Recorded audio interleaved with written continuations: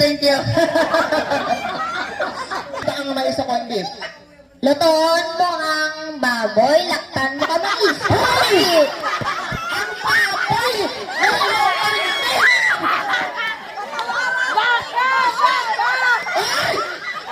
Ano English ang baboy? Beef. Ano English ang karnis ang baboy? Beef.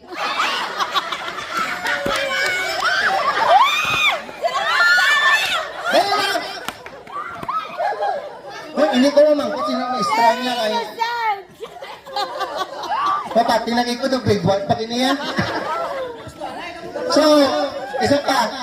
Ano English ang baka? Pork.